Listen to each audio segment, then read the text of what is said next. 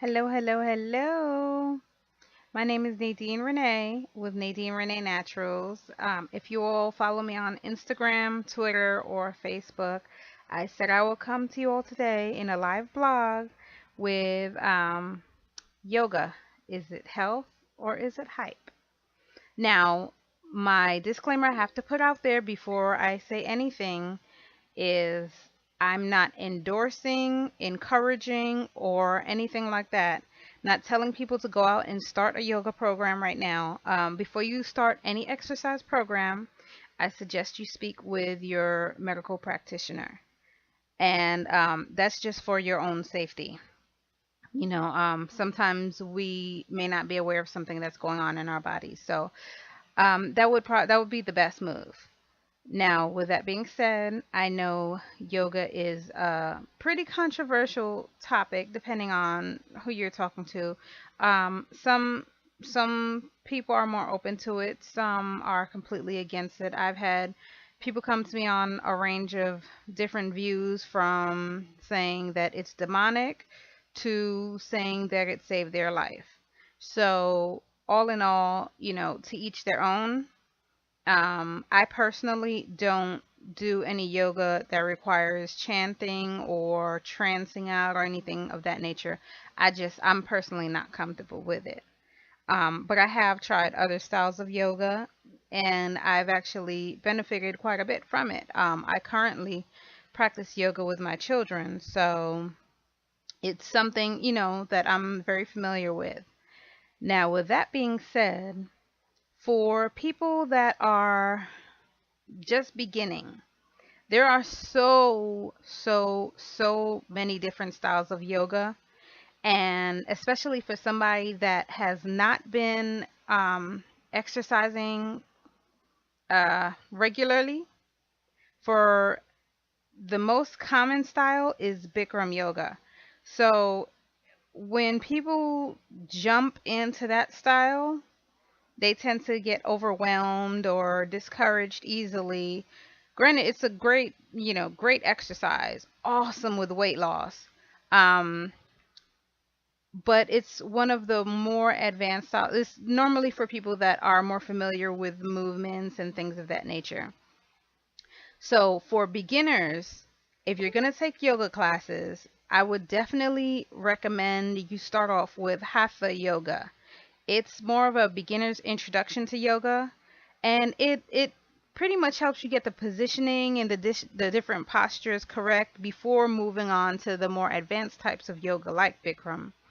Once you all get the hang of how to do the correct poses and your body is able to stretch a little bit better and you're feeling a little bit more flexible, then I would recommend that you go into the Bikram yoga for the strength training, for the weight loss benefits, as long as there are no medical issues like high blood pressure or something that may be aggravated by the heat, because Bikram yoga definitely raises the body temperature.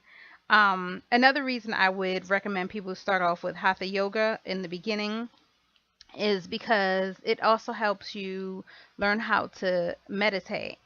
Um, Meditation can be different things to different people. That's a completely different topic. Some people, they meditate on one specific thing. They focus on a picture, they focus on prayer.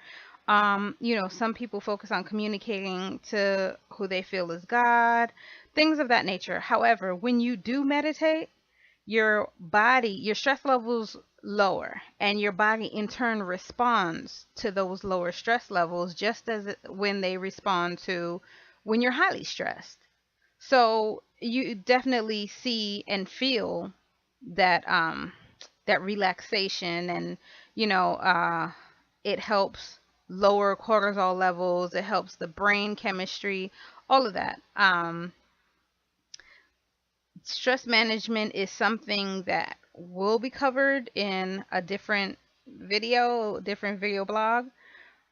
So right now, with Hatha Yoga, they'll also be able to teach you why you need to meditate, the not medicate, but the benefit that it would bring to you as far as physically, mentally, that kind of thing. Um, and it's not a high impact yoga either.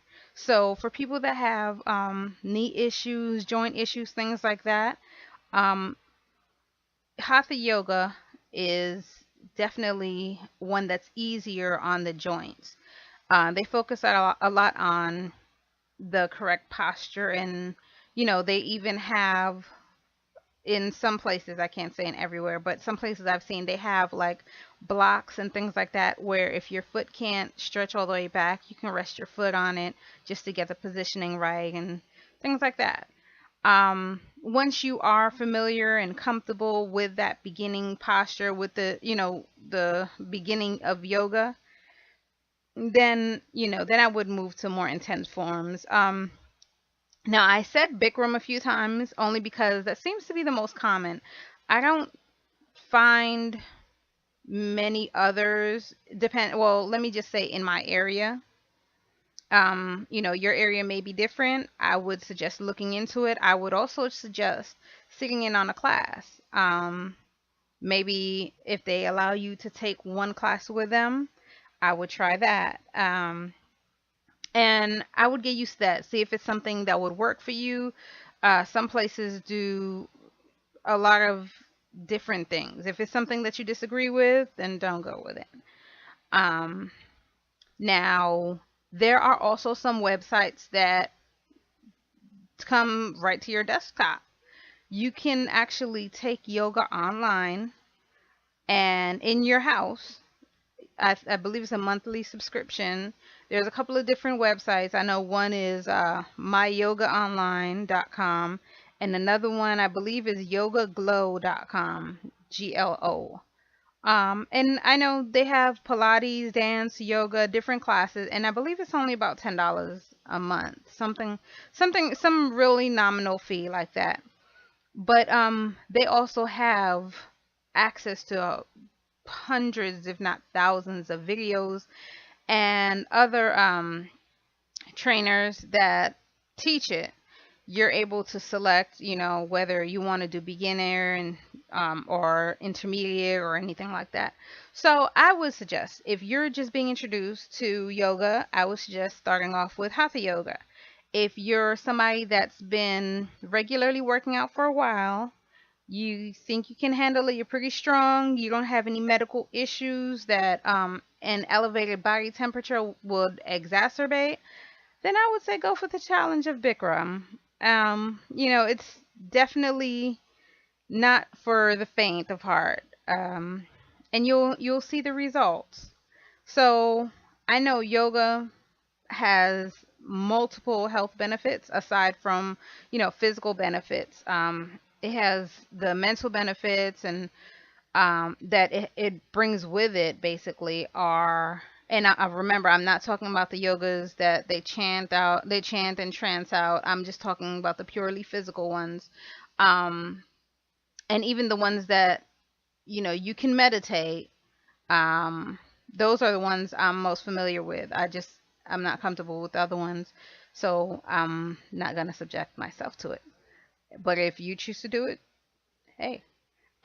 So the mental benefits from the ones I've seen, people that have suffered with depression, anxiety, different mental problems, they're able to kind of get their thoughts together and gather themselves before something. It's especially wonderful when you wake up in the morning, especially when it's winter outside and your joints are and muscles are tight. I know one thing that I do because I've had surgery on my shoulder, so I have a screw in my shoulder, and I have actually a few screws all the way down to my elbow.